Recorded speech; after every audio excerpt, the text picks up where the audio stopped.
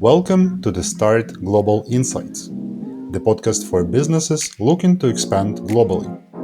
On this show, we interview experts from different countries to get insights about local business culture and help you to enter new global markets. 3, 2, 1, yeah!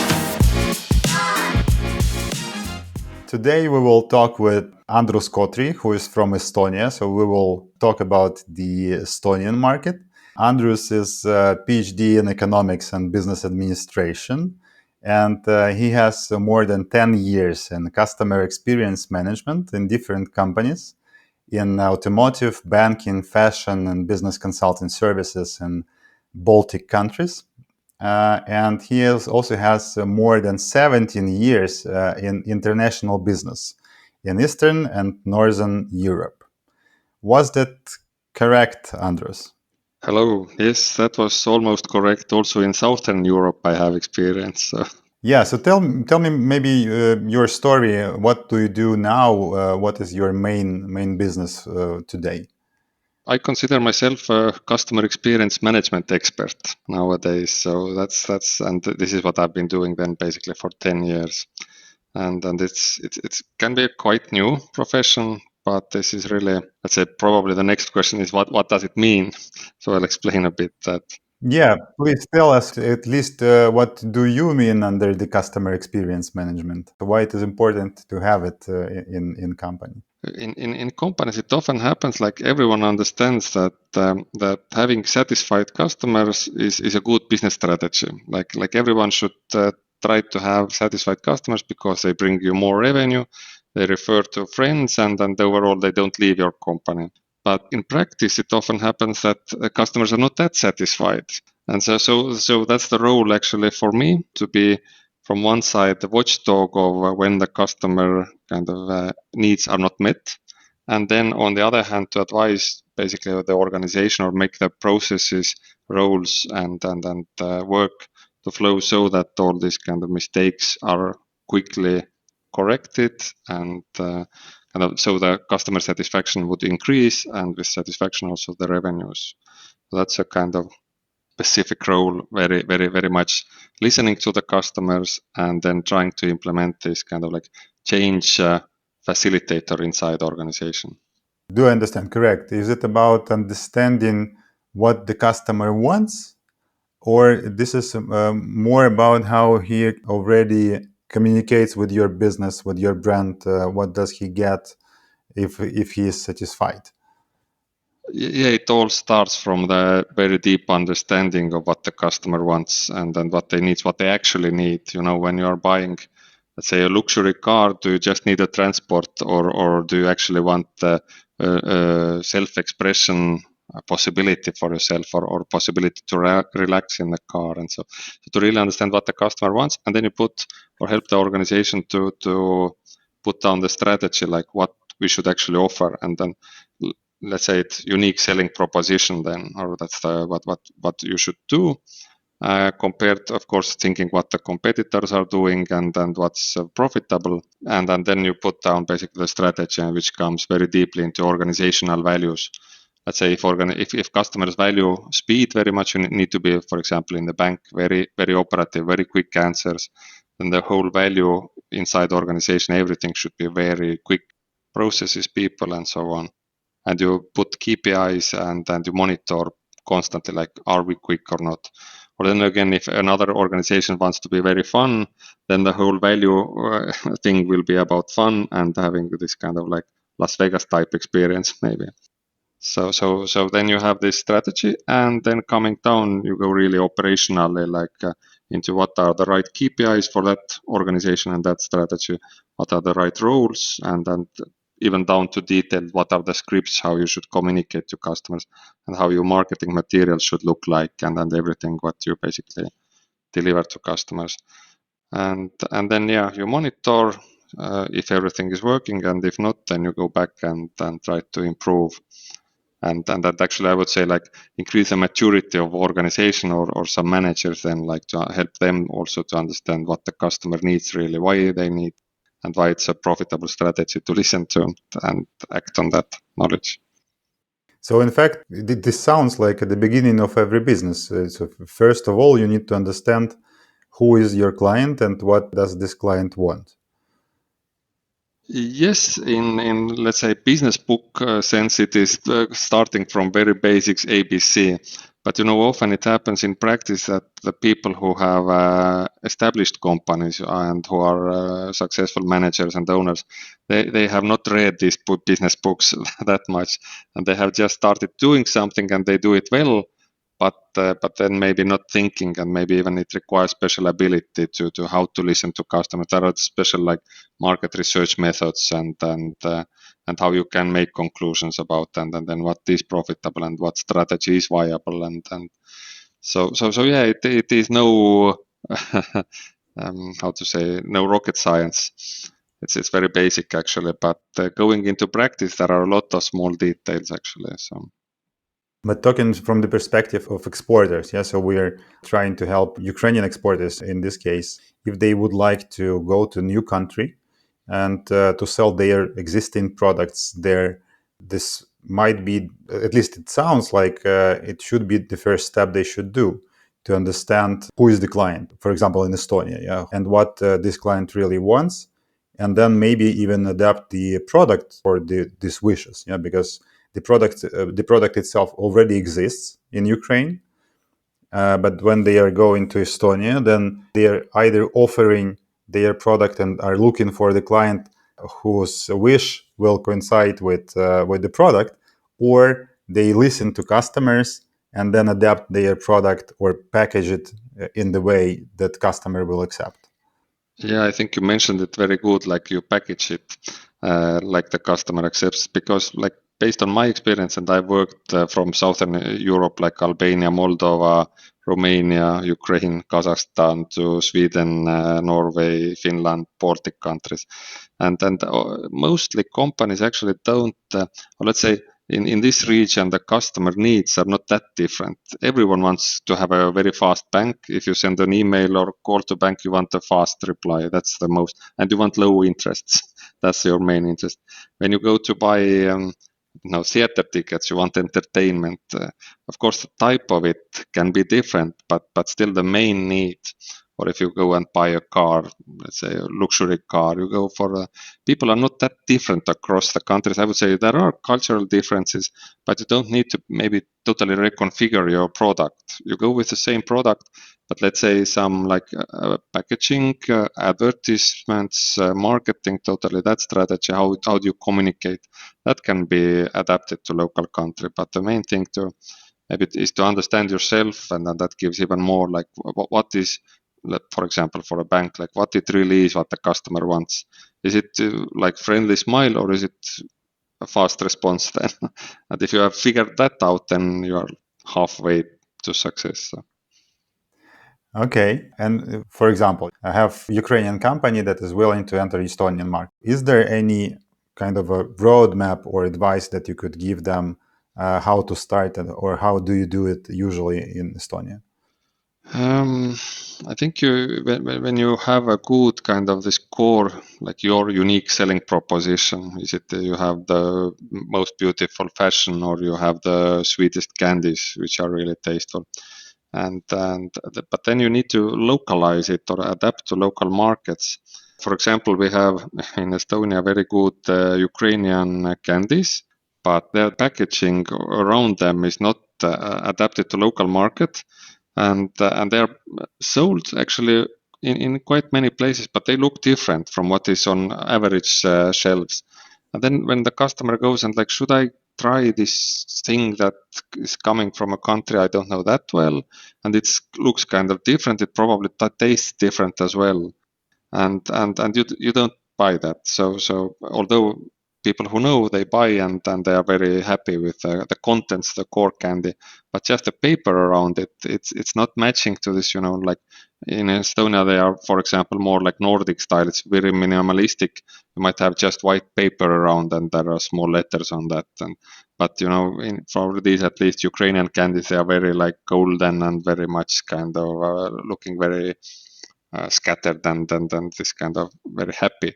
But that's just a different style. Although the candy that is not that much different. And how do you understand how to package, how to understand what the local client wants and needs, and how to adapt your product to this local culture and design, maybe? I think that is the biggest question and challenge, actually, how to understand the local customer. The first thing here is you need to kind of understand that there are differences, huge differences in this. You can't sell with a different or the wrong package, and then you can't say like the market does not accept it. It's just you have a small thing that you need to fix for these customers, actually. But to understand them, I guess you need to actually visit the market, which would be first step, just to get the feeling to go into local supermarkets here or local fashion stores here. You can get the feeling and be open, not like they are doing it wrong in here, but just it is what it is. You need to adapt to the market. And like learning from competitors would be like the first step, you see. And this you can do digitally as well, going to the websites and trying some local language uh, with the help of Google Translate. For example, a lot of companies have online presence, so you can get the idea about the style and then what the people might kind of prefer. And then it's of course it's changing a bit with the time as well, but they say this Nordic minimalism, which is kind of has reached Estonia as well, compared to like in Southern Europe, there is more these happy tones and happy messages, and so you can have some rule of thumbs there as well. But and then of course you can go into more detailed, I think, market research. If you're not up to interviewing the customers yourself, you can hire a market research company, a local one, which can help to make this kind of local language interviews with customers and ask what they value and why they value. So you would get this more in-depth understanding of the customer tastes. But I guess you still need to understand also like what are the competitors offering. So that is a big step, because you don't need to really go into the psychology of every Estonian person, as long as you are kind of look good comparing to other competitors. So definitely, but understanding what the competitors are doing, yeah, internet makes it easier nowadays. But I would suggest this kind of like market visit effort. Of course, what companies are doing is you hire the local manager, basically from similar industry or who knows his local tastes and who takes care all about the marketing and who gives you instructions how to design the packaging and so on. But that is of course like taking a bit risk. It's based on one person, and that you need to really trust that person. So, but I know that's if companies are in a hurry, then that's done as well. So. Oh yeah, I think that this can be like the second step. So the first time to understand by yourself, by existing channels, at least through internet, or as you said, by the competitors, probably get as much information as possible. And then based on that, already listen to this particular person from industry and compare how correct his opinion is, at least to what you have seen by yourself. Because I think that you are right that it might be so that if the person is wrong, then the whole chain afterwards will be disaster. True. It's very much will depend on that person. But then again, hey, it's just packaging. The whole the real product will be the same. So probably the mistakes will be not that. Yes, if we are talking about the B2C market, when you have a physical product that you can package and send, then it is one thing. But if it is, for example, a B2B and you are selling something bigger, like equipment, for example, for the factories or machinery, and in this case, you need to package as well, but the package is not like physical. Yeah, so it is more like in your marketing materials, in your letters, in your messages, and this might be a bit more difficult than just to see how the competitors package their candies.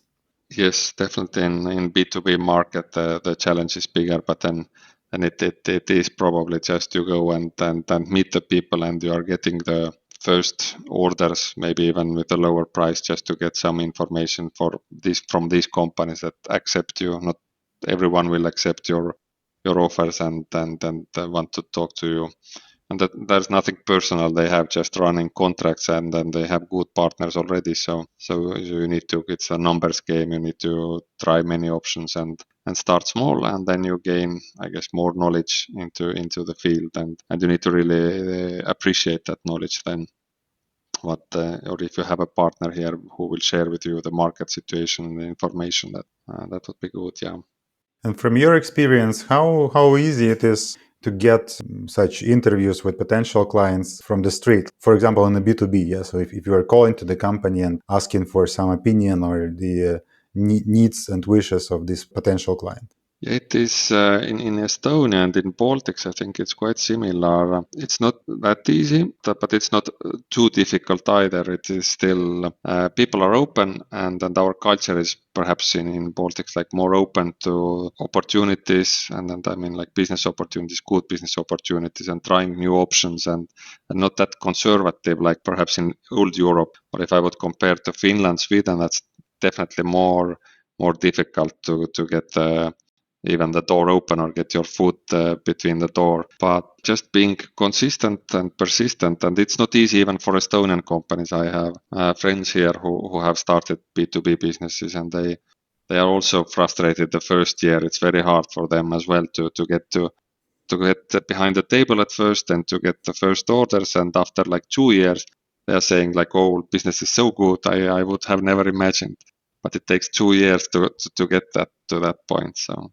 And if we, for example, will think about the places where it is much more easier to get the feedback from the potential client, could it be something that is used now in Estonia?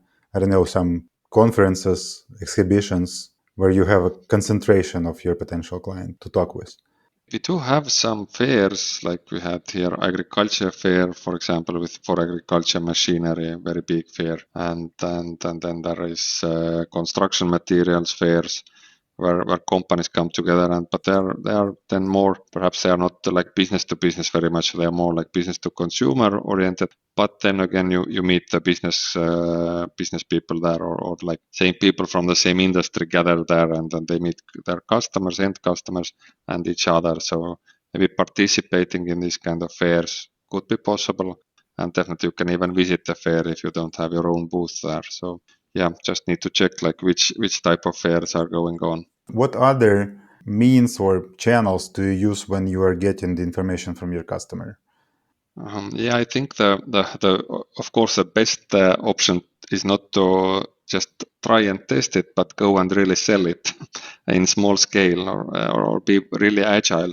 Try to sell to someone a small batch, something small, and get the feedback. So not even to in research, all the research has its limits, and especially if you have a third company doing it. So often it might make much more sense to try to sell to some customers, especially if, for example, if you are in foodstuffs, you can agree with supermarkets, and you can do the degustation on place. You can offer to customers free samples basically, and then they can eat it and try it and give you feedback, and also ask yourself about the packaging, or would they buy it, and you can see it immediately are they buying the product or not. Then the next best thing I would say would be to really to try to sell something on small scale, and to find a partner here, or even to, yes, you're not making your average profit from there, or maybe you're not making even any profit at all, but it's a rather cost of trying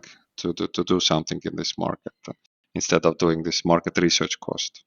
So to perceive this first sales not as sales, but as investigation, yes, actually the market research itself. Exactly. Because that's the kind of the real point of truth. Otherwise, customers can tell you they would love the product, but not do it. But this is the for sure thing you see how they act actually. So it takes all the guesswork out of this process.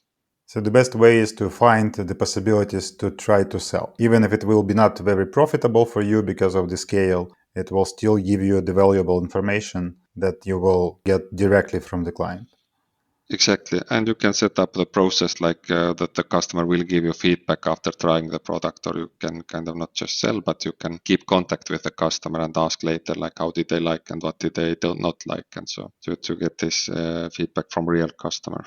Where do usually Estonian customers look for new products? Is it common that they're looking at in the social media, or you have like catalogs, or just the physical places where they go? It depends very much on the business what you have. I know for food products, it's really common to have these degustations in the supermarkets where you can really taste the thing. And of course, you have heavy advertisement usually as well on top of that. But for just for trying in a small scale, you can do this contact shops, or actually we have chains of shops. So we have, I don't know if these are famous names in Ukraine, probably not, but Lidl, for example. But basically, we have these chains who have like hundreds of shops in Estonia. So if you agree with the management, then you can go and pick your own like favorite shop. So I would rather go to these chains, and you need to anyway agree with the purchasing manager of the chain.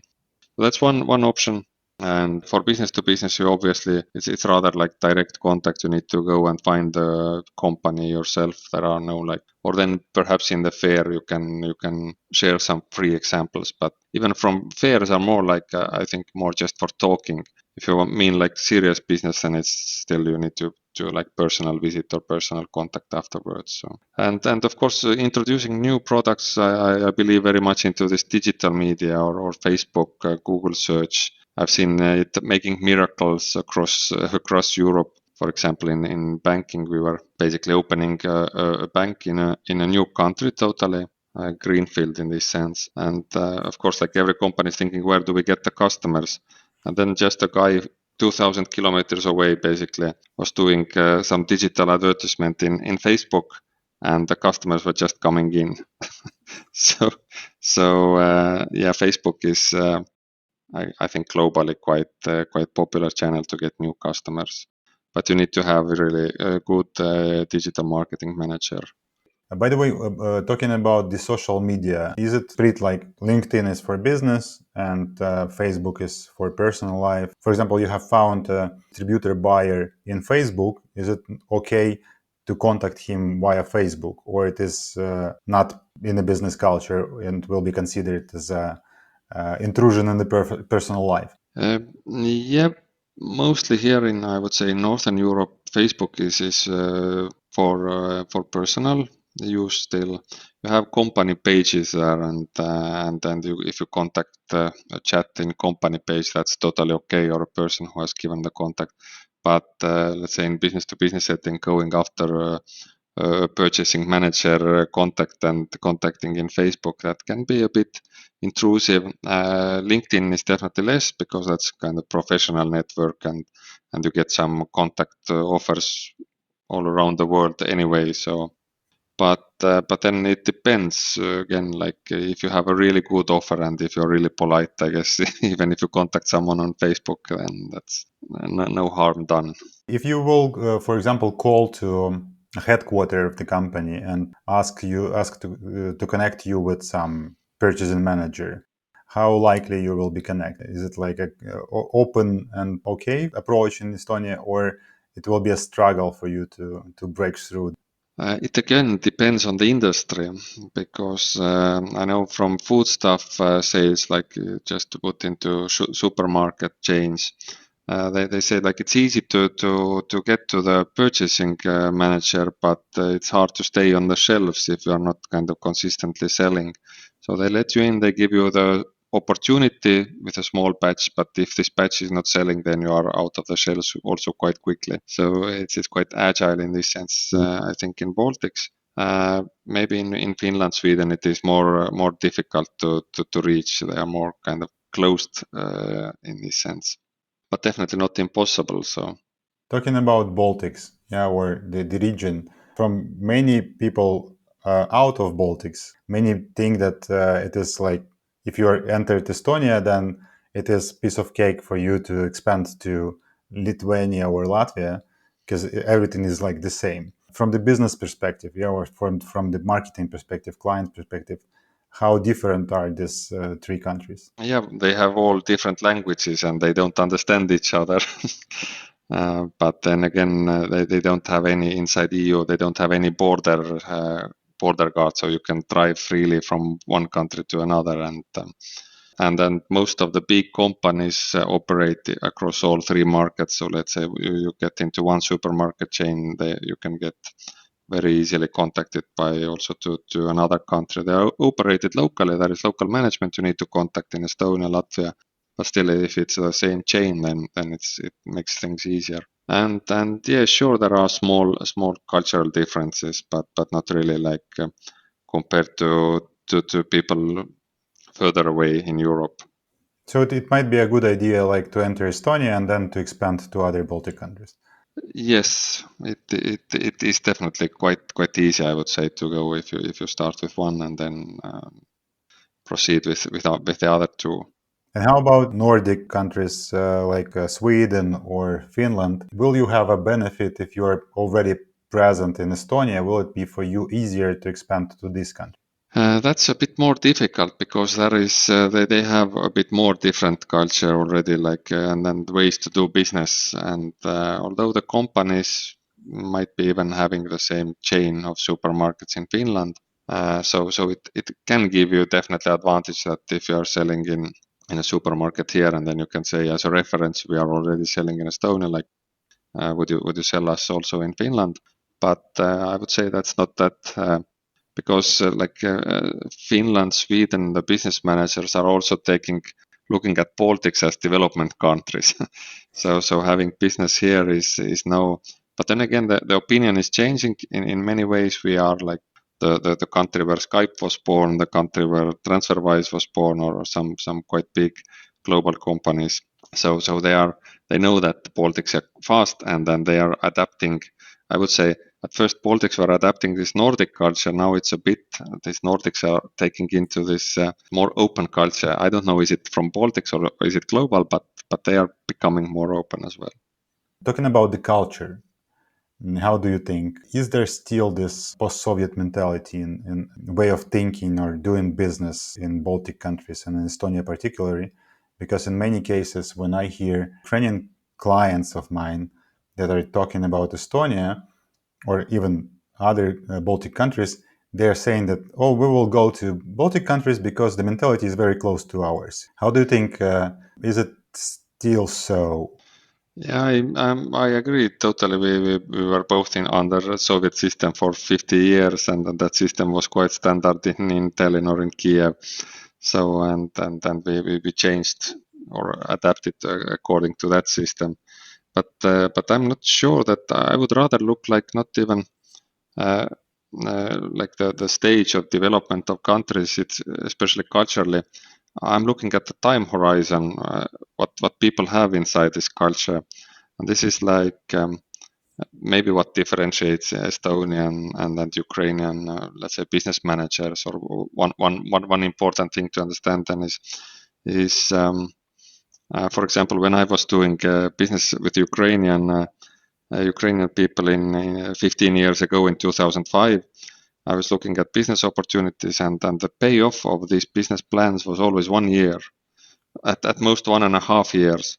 So the time horizons what at least like 15 years ago were in Ukraine for doing business were like you need to get all the money back plus some profit in 1 year. And but now I think in Estonia has changed a lot, and this is the influence from Western Europe and Finland and Sweden is we had some businessmen, let's say from Sweden, came here. Example from real estate sector, there was an like industrial area in the center of quite center in the city, and they bought this industrial totally like basically ruins of a factory, and they built a modern office building, one building there, and everyone was thinking like, why do you do it? No one will come and visit that. And 10 years later, that was, or actually faster already, they had the second building built, the third, the fourth, and now there is a district, very popular and very kind of highly valued district in that place.